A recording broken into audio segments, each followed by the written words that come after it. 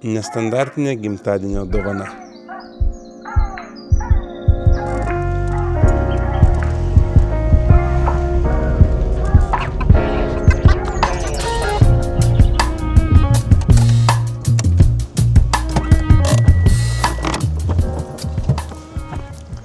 Sveiki bičiuliai. Senokai nesimatėm. Greitai birželis bėga į pabaigą, tai vasara prasidėjo, reikalų pilna. Kažkaip vis nepavyksta prieiti prie kameros, pafilmuoti ir kartu su jumis pasidalinti naujienomis. Tad norėčiau šiandien trumpai perbėgti ir prisiminti, kaipgi praėjo mūsų birželis, kokios naujienos, kaipgi važiuoja mūsų Starijonas turbo, su kuriuo mes sudalyvavome Press Rallyje. Tačiau turbūt viskas iš pradžių. Mitsubishi Starion. Šiaip apsitvarkėm. Marius išplovė, padarė detailingą, tą, ką galėjo padaryti.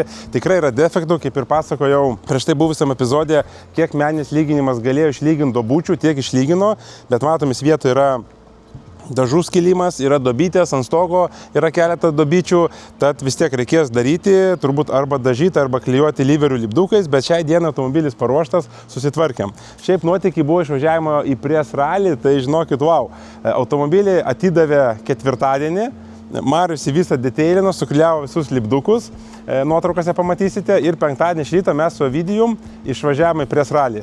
Šiaip nuotykiai buvo, automobilis pirmą kartą atsisėdau, šiaip bendrai paėmus viskas patiko. Automobilis smagiai važiuoja, žinoma, nėra sportinės pakabos, trūksta galios, nors ir turbo, bet pirmas iki dugno, antras iki dugno, vis tiek tos traukos šiek tiek norėtųsi daugiau. Bet bendrai paėmus labai smagiai važiuoja. Press Rallyje irgi, gal trumpai apie patį Press Rally, kas jame nedalyvavo, tai šiaip yra labai įdomus toksai renginukas, labiau yra slalomas bei greituminis slalomas, buvo gal 16 ruožų, kelios dienos, važiavome slalomo trasą ir po to buvo greituminiai važiavimai sudėti tie, tai buvome Panevėžy, Klaipėdoj, Nidoj bei kituose trasose. Tai Kuršėnuose irgi Kuršėnų trasai buvo, tai irgi keletą nuotraukų pamatysite, keletą video pamatysite, tai mūsų Starijonas ten tikrai ovacijų gavo, sviravo kaip koks laivas su paprasta pakaba, bet bendrai paėmus esame labai patenkinti emocinė prasme. Rezultato neparodžiau, vėlgi tai man buvo tiek su automobiliu susipažinimas, tiek su pačiu trasa, tiek važiavimu. Ovidijus savo darbą padarė super, 10 iš 10, man reiktų pasitemti, bet aš sakau, svarbiausia ne rezultatas, o pats dalyvavimas.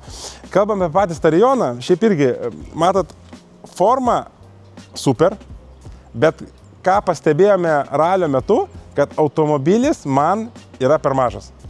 Tiek sėdint, jau nekalbu, kad reikėdavo užsidėti šalmą, tai aš jau lėčiau galvą stogą, tai tekdavo atsilenkti sėdynę, atsigulti tam, kad tilpčiau į vidų. Jeigu dabar perinam į vidų, atsivalė, atsiplovė, šiaip vidus, tai labai fainas, labai smagus. Viskas taip tikrai, gražiai, senas, japoniškas, toks daug įdomus, įdomi mygtukai, daug visokių mygtukų, kaip matot, magnetolo originali, irgi equalizeris, daug mygtukų, irgi viskas veikia, viskas smagu, oro kondicionierius, visos lemputės, atidarimai, 5 bėgės, toliau įdomus, aišku, yra diržai tie veikiantis. Irgi kas apie tos diržus nežino, tai čia idėja yra ta, kad jūs visada prisega viršutinę dalį. Tai mes ateiname, atsisėdame, pradedame žvedinėti automobilį, diržas nuvažiuoja, jūs prisega. Tai irgi viršų prisega, o jeigu mes norime prisisegti juosmenį, mes turime pasiimti kitą diržą iš apačios ir prisisegti rankiniu būdu. Tai kartais segam, kartais nesegam. Su Starijonu atidarom duris, atsisega. Wow, poniškai. Bet kaip matot, vietos šiek tiek trūksta, tikrai vietos norėtųsi daugiau. Kas liečia su pačiu Starijonu, tai šiaip jisai man patiko, mes su kelionė pravažiavom virš 1000 km, gal 1100, tai tikrai buvo nuotykių nemažai. Gedimas tik vienas ir nemalonus. Pačioj ilgiausiai trasoj, Lezo teritorijoje, Klaipėdoj, perkaito stabdžių skystis. Perkaito stabdžių skystis ir jau finiše pedalą spaudų, jis akmeninis beveik. Ir automobilis beveik nestoja, tai teko rankinį naudoti, gavom baudos taškų, kad kirtome starto liniją nesustoja, tai šitą momentą reikės susitvarkyti. Tai vis dėlto standartinis automobilis, nes norėčiau pabrėžti, kad daug automobilių buvo vis tiek ir specialių ruoštų, daug ir greituminių, mes dalyvavome savo klasikų klasėje, automobilis standartinis, tai išlenda tokios viena kita bėdelė, kurie išryškėjo vėliau. Tai iš esmės, bendrai paėmus, Starijonas man patiko, tikrai mašiniuką užskaitau, kelionė gerai atlaikė, tai dabar mūsų tolimesni planai su juo yra noras užregistruoti. Tam, kad užregistruoti, mes turim pasikeisti priekinį stiklą, pasikeičiam priekinį stiklą, registruojam ir važiuojam. O dabar einam toliau ir papasakojam, kasgi buvo toliau per įvykiai. Panevėžy sudalyvavome Donato gimtadienį ir Old Money Motors atidarime. Tai yra dirbtuvės, kolekcija, vieta, kur gali vykti renginiai ir iš tikro daug senų įdomių automobilių. Tai man ta vieta labai patiko ir šiaip aš norėčiau padaryti turbūt atskirą epizodą, papasakoti apie tą vietą, apžiūrėti įdomus automobilius. Kaip matote, iš nuotraukų automobilį turi tikrai labai išskirtinių. Tad jeigu jums būtų įdomu ir jūs manote, kad būtų įdomu pasižiūrėti į kitus nuostabius Old Money Motors automobilius, parašykite, prašau, komentaruose, pasiplanuosim su Tomu, nuvyksim ir nufilmuosime. Tada buvo vėlgi Cars & Coffee renginukai. Tai buvo Pakruojo žiedo ir Bucket Listo Cars & Coffee renginukas. Kaip visada susirinko įdomus išskirtiniai automobiliai, linksma publika, gera nuotaika, geras oras. Man jų renginukai nuostabiai patinka. Tai mes sudalyvavome su Nissan Skyline'u, atvažiavom, pabendravom, pasidžiaugėm automobilių, gerų orų ir gera kompanija. Kitą dieną vyko mūsų su Automuziejaus Vilnius organizuojamas renginukas Cars & Coffee ant Automuziejaus stogo. Tai irgi susirinko bendraminčiai, pabendravom, atvažiavome su keliais automobiliais, atvažiavome ir su purvinu Starijonu, kuris buvo atvykęs ką tik tai iš Press Ralio, tai dar su visom tom autostradai pagautom musytėm, o jų buvo tikrai daug, visas bamperis ir numeris nusėtas musytėm. Tai renginukas, manau, praėjo visiškai smagiai, pabendravom, gera nuotaika buvo, oras gal nebuvo vasariškas, bet dabar šiaip tie orai mūsų nelabai lepina, tad džiaugiamės, kad bent jau lietaus nebuvo. Tad renginukas praėjo smagiai, pabendravom ir laukiam kito renginuko, kuris vyks jau paskutinį birželio sekmadienį. Tad kviečiu jūs atvykti ateinantį sekmadienį, susitikti, pabendrauti ir pasižiūrėti įdomių, gražių automobilių. Renginukų yra daug, nuotaikos geros, automobiliai važinėja, yra labai smagiai ir yra dar smagiau, kai yra dideli gražūs renginukai. Vienas iš jų, birželio 6 įvykęs Lernen Shine renginukas Eišiškių plente. Tai kaip visada tai buvo didelis, garsus, triukšmingas, spalvingas renginukas, man asmeniškai jisai patiko. Buvo daug įdomių automobilių, nematytų automobilių. Jau pradžioje minėtam Panevėžiai Old Money Motors atvežė savo automobilius, 993 turbo, 2 Imprezas labai įdomias, Ferrari, su kuria planuoja važiuoti kitais metais 1000 lenktynėse. Tai mes atvykome irgi su keliais automobiliais, su Skyline'u, 6 M5, tuo pačiu Starijonu, irgi su tom pačiom musytėm. Tai smagiai pabendravom, oras nors ryte buvo labai lietingas, diena išgiedrėjo. Geras oras, gera nuotaika, buvo ir vaikų žaidimo aikštelės, įvairios rungtys, su džipais važinėjimai, OBS simuliatoriai buvo, Vilniaus Automuziejus atvežė savo šarvuotį, kuris tikrai tam kontekste ypatingai gerai atrodo, tikrai super. Atvažiavo RVB, Porsche irgi papuošė visą parodą, kuris irgi tapo top 10 kameros pateko, o top 1 vietą, jeigu aš neklystu, laimėjo gražusis 997 Poršiukas, raudonas, oranžinis, ta spalva tokia tikrai labai skirtinė spalva ir sunku taip tiksliai nustatyti, bet į tą pusę tai aš manau būtų įdomu kažkuriam epizode pakalbinti savininką, pažiūrėti įdomiau automobilį, kokie modai buvo daryti, nes jis užėmė, kaip ir sakau, 1 vietą, tai tikrai įdomus Poršiukas, tai vėlgi įdomus automobiliai mums patinka, tad manau pakalbinsim, pažiūrėsim ir pristatysim jums tą automobiliuką plačiau. Renginukas, kaip matote, vyko toj pačioj vietoj, tai yra smagu, kai vieta yra žinoma, viskas nauja, gražu, daug naujų automobilių, daug žmonių, geros nuotaikos. Renginukas praėjo smagiai, kaip matote, viskas praėjo fainai. Toliau nuoma irgi mūsų juda, norėčiau irgi su jumis pasidžiaugti, nesenai turėjome smagią nuomą, mes Ford Bronco išnuomavom Vilniaus Automuziejaus esančiam Serpantino apačioje vyko Nike bėgimo varžybos, žmonės bėgo į viršų serpantinų, o mūsų pikapas stovėjo apačioje kaip dėtuvė batam. Ir kaip išmatote iš nuotraukų, tai labai tokia graži kompozicija ir šiaip man yra labai smagu, kai žmonės, kurie dėlioja vietas, dėlioja reklamos, prisigalvoja įvairiausių būdų ir tokiais būdais išnuomoja vieną, kitą ar trečią automobilį ir tokiom kitom spalvom jisai sužiba tas automobilis. Tiesa, buvo iššūkis, kad reikėjo nuimti tą plastikinį kūzavą. Kaip matote, taip automobilis atrodė su kūzavu, taip automobilis atrodo be kūzavo. Pakomentuokit, prašau, komentaruose, koksai variantas jums yra gražesnis. Ar su kūzavu ar be kūzavo. Man asmeniškai turbūt gražesnis yra su kūzavu, toks visas kaip džipukas atrodo, bet įdomiau, mažiau įprasta ir toksai vasariškai iškišus ranką per lango, tikrai imčiau turbūt antrą variantą, kūzavas nuimtas ir važiuoja toksai su pusiau kabrioletu. Tai iš esmės Bronco tikrai pamačiau kitom spalvom tą automobilį. Kas liečia su jo remontu, tai darbo tikrai dar lieka nemažai, reikia pabaigti saloną, reikia sutvarkyti tą degusį kampą, jau techninė dalis kaip ir aptvarkyta, bet reikia vis tiek nudažyti, sutvarkyti, tai to darbo dar yra daug, bet noras yra spėti iki American Spirit, nes į American Spirit, kuris vyks Liepos pabaigoje, važiuosim surinkę daugumą savo amerikietiškų automobilių ir smagiai praleisim laiką. Jeigu jūs nesuplanavę Liepos pabaigos, tikrai visus nuoširdžiai kviečiu American Spirit, kuris vyksta Druskininkuose, superinis renginys, tikrai superinis renginys. Išnuomavęs šitą Fordą prisiminiau ir kitas linksmesnės nuomas, kuriuose dalyvavo, reiškia, mūsų automobiliai. Tai vienas iš tokių atsimenu, išnuomavom G&G sindikato klipo filmavimui, tai filmavo tokiam angarėlį, tai kaip matote, muzikiniam klipe mūsų Rolls-Royce'as dalyvavo ir tikrai su sūnum klausom tą dainą kartais. Tai pasižiūrime Rolls-Royce'ą, tai tikrai taip visada smagu prisiminti tą patį filmavimo procesą.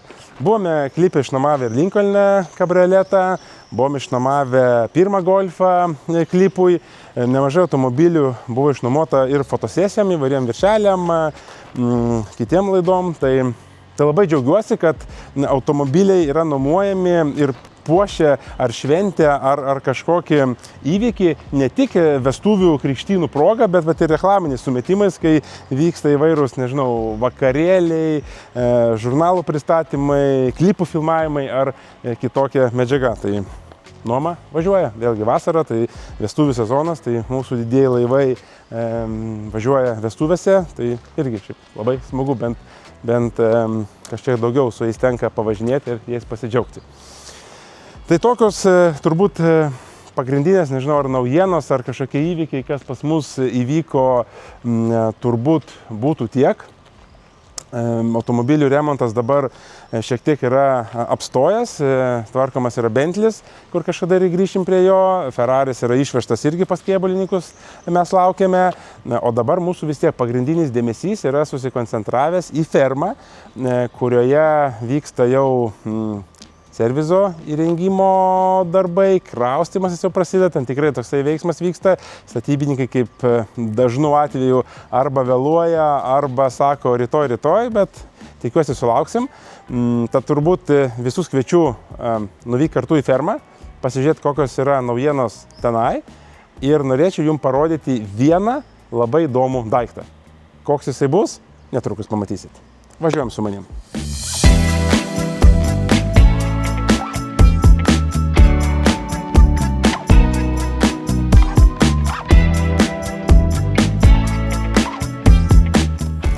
Sekanti stotelė – ferma.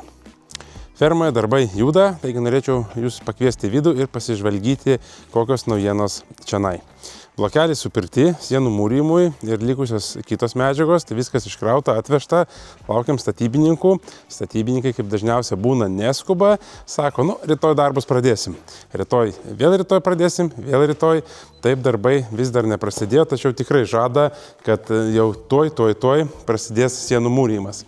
Nes sienų mums reikia, po truputį įsirenginėjame dirbtuves. Julius pradės persikraustyti, tai tikrai reikia sienų, kad galim būtų viską išsidėlioti ir užpildyti gražiai šitas patalpas. Jeigu pamenat po praeito karto, tai tikrai šioks toks pokytis yra, veiksmas yra, labai smagu, kad juda reikaliukai pirmin. Jau sukabinti ir kondicionierių blokai, tai yra 3 kondicionieriai paskaičiuoti pagal būsimos patalpos plotą ir tūrį, tai yra pakabinti, kadangi dar lubos bus šiltinamos, tai čia yra paliktas dar tarpas sienų ir lubų apšiltinimui. Juliaus Sabas irgi turbūt nematė šito gražuolio. Julius buvo atvažiavęs į Sab mini-mytą Vilnių, šiaip buvo išvažiavęs, tai man asmeniškai šitų formų Sabukas, toks kaip karavanas, tai wow, kaip atrodo. Sutikit, kad Sabui jis visada buvo kitoks automobilis, o būtent šis senolis su tokiu gražiu kėbulu ir tokiom gražiom formom tikrai išskirtinai atrodo. Tai apie šitą Sabą vis tiek, jisai bus važiuojantis, važinės ir dirbtuvėse, pas Julius po parodas ir renginukus turbūt tikrai nekartą apsilankys, tai galėsime jums plačiau parodyti ir papasakoti. Čianai detalytės, Mustangas, BMW'ukas, Tado Volvo. Irgi atsimenat Tado Volvo, kuri tikrai ne vienam ralyje jau dalyvavo ir irgi mes rodėm tiek Lenkijoje, tiek Lietuvoje. Taip pat Tadas važiavo su mumis Press ralyje, jam sekėsi ženkliai geriau, tai labai smagu, kad patirtis ir paruošęs automobilis duoda savo rezultatus, šaunuolis. Tai va čia nežinau, ar matosi variklis, tikrai piktas, tikrai blizgantis ir labai galingas. Iš esmės irgi, kiek aš žinau, yra vienas kitas gedimas, pas Tadą buvo ir bėgių perjungimo rankena lūžusi, vietoj tvarkė, tai kaip ir kiekvienam sporto renginyje, kaip ir kiekvienam ralyje, tikrai būna ne vienas ir ne 2 nuotykiai. Tuo ir turbūt žavus tas sportas, kad pasitaiko visokių nuotykių, reikia spręsti, reikia vietoje kažką galvoti, nes negali pasakyti, sugedo, viskas, baigiu. Čia, kiek žinau, lygtai reduktorius yra išimtas, nes reduktorių reikia tvarkyti. Taigi Volvo bus sutvarkyta ir paruošta kitom linksmybėm. Taigi tokių nuotykių turėjo, kaip ir aš su Starionu, kaip ir pasakojau, buvo stabdžiai dingę. Kitas niuansas pas mane čia yra pas Starioną kūro užpilimas. Tai mes pravažiavome pirmą slalomą, atbėga pas mus žmonės, sako, jūs ant kiekvieno posūkio kaip sviruojat kaip laivas, tai per kūro baką, per viršų benzinas liejasi. Tai pasirodo, dangtelis buvo netinkamas ir negerai užkimšo, tai benzinas bėgo. Bent jau gerai tai, kad mes buvom 408 numeris, tai buvo pats paskutinis numeris. Tai bent jau gerai, kad kitiem žalos nepridarėm.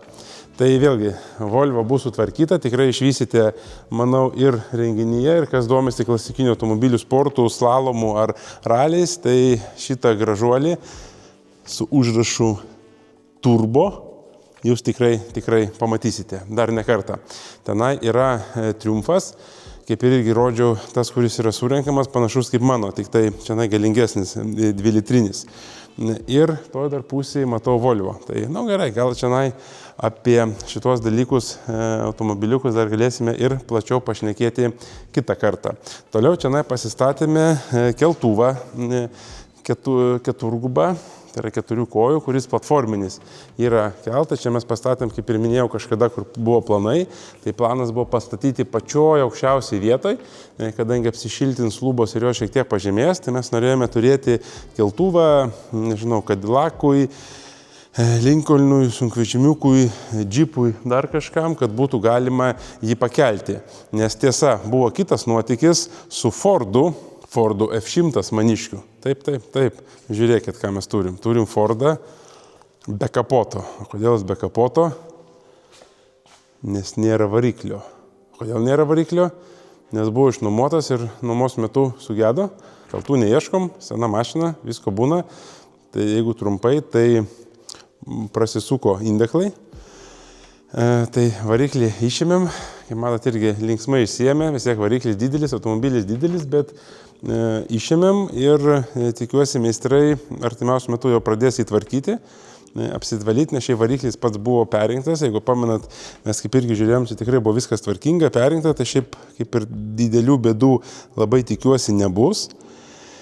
Bet darbo bus, taigi noriu greičiau sutvarkyti, mažiausiai mes turime sutvarkyti iki Liepos pabaigos, kai mes važiuosime į American Spirit, tai nes norėsiu važiuoti su Fordu, juodu Cadillacu, Imperialu, turbūt Metropolitaną varysim ir dar kitas kelias mašinytės varysim. Stovi Skyline'as, su Skyline'u irgi, nežinau, kelias savaitės turbūt nematyt keliuose, nes, kiek žinau, vandens pompa užstrigo. Tai vandens pompa užstrigo, laukiam dalių, kad galėtumėm pakeisti. Tai lygtai dalis jau atvažiavo, bus galim pasikeisti ir su Skyline'u vėl išvažiuoti į miestą pavažinėti, nes šiaip šitas automobilis labai patiko. Šitas sezonas, aš sakyčiau, tai yra šio automobilio sezonas ir reiktų tuo pasinaudoti. O dabar, kaip aš jums pasakojau epizodo pradžioj, norėčiau jums papasakot ir pristatyti savo naują pirkinį. Savo naują pirkinį, kurį aš įsigijau savo gimtadienio progą. Tai yra BMW 90S. Motociklas. Taip. Tai nėra 4 ratų transporto priemonė, tai yra 2 ratų transporto priemonė, tai yra BMW 90S motociklas. Tai motociklas, kuris turi labai įdomią istoriją, kuris turi tikrai nemažą palikimą visiems BMW motociklam. Nes gal trumpai įdomu jums irgi būtų papasakoti, jeigu mes šiais laikais pagalvojame apie BMW motociklą, apie greitį, tai pas mus dažniausiai iškyla mintyse GS, 1000 RR ar įvairūs modernus bokseriai. Bet šiaip viskas prasidėjo būtent nuo šio modelio BMW 90S. Nes reiktų prisiminti, kad 73 metais BMW turėjo problemą. Jie turėjo problemą, kad jų motociklai buvo patikimi, komfortiškai, bet jie nuobodus. Jie nebuvo greiti, jie nebuvo kažkuom įdomus, todėl jiem reikėjo kažko kito, kažko naujo, kažko, kas galėtų nustebinti. Taip gimė šis BMW modelis 90S. Jisai buvo gaminamas tik tai 4 metus, nuo 73 iki 76 metų. Buvo pagaminta virš 17 000 modelių, kas yra tikrai nedaug. Tai yra maždaug 900 kubinių centimetrų oro aušinamas Boxster varikliukas, kuris išvysto 50 kW. Tai šiaip kaip tiem laikam, tai yra buvo pakankamai neblogai. Jisai išvystė 200 km greitį ir įdomus faktas, kad nuo 0 iki 100 jisai visi bėgėdavo maždaug per 4,8 sekundės. Tačiau šį modelį išgarsino tikrai ne vien technika. Jis turėjo va šitą aptaką, va šitą priekinį spoilerį, aptaką, kuris ir galinė dalis. Tai buvo tokie išskirtinumai, žinoma, buvo 2 spalvų dažymas. Šitas yra Daytona orange spalva, kuris, taip gražiai pereina iš vienos į kitą spalvą. Nežinau, ar kameroje atsispindi, bet šiaip tikrai nuostabiai atrodo ta spalva. Diskiniai stabdžiai priekį pragręžti, tai irgi, kad ventiliuojami. Tai wow. O pats didžiausias lūžis įvyko 76 metais, kai pirmajame AMA Superbike čempionate Daytona trasoje, kaip būtų įdomu, šis modelis 90S užėmė 1 ir 2 vietas, o vėliau laimėjo visą čempionatą. Tai buvo momentas, kai BMW rodė, kad jis gali kurti ne tik turistinius, ne tik paprastus motociklus, bet gali kurti ir sportinius motociklus. Taigi galima būtų sakyti, kad tai buvo pirmas BMW Superbike'as, kuris, galim sakyti, buvo kaip čia pradininkas BMW greitųjų motociklų. Tai šiaip iš tikrųjų labai įdomu ir daugelis, turbūt, kiek aš domėjausi motociklininkų istorikų, jie vadina vieną iš pirmųjų sport touring motociklų. Tai jeigu taip žiūrint apie BMW motociklų gamą, tai turbūt yra vienas iš geidžiamiausių retro motociklų, turintis beje lietuvišką įdomų numerį. Rūda 00175. Tai yra pirmas retro motociklas 75 metų gamyboje registruotas Lietuvoje. Taigi, tokia gimtadienio dovana,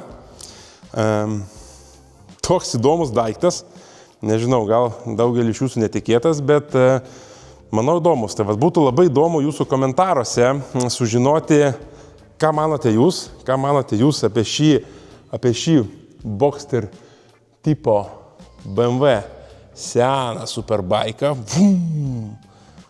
Tai pakomentuokit, parašykit ir būtų įdomu sužinoti, ar gal reikėtų dar kokį vieną kitą įsigyti motociklą. Ką jūs manot? Automobilių turim, kaip matot, ne vieną, ne du, ne tris. Gal būtų įdomu įsigyti ir kelis motociklų. Nežinau, pakomentuokit. Įdomu būtų sužinoti jūsų nuomonę. Taigi, šiandien tiek. Ačiū žiūrėjusiam ir iki susimatymo kitame epizode.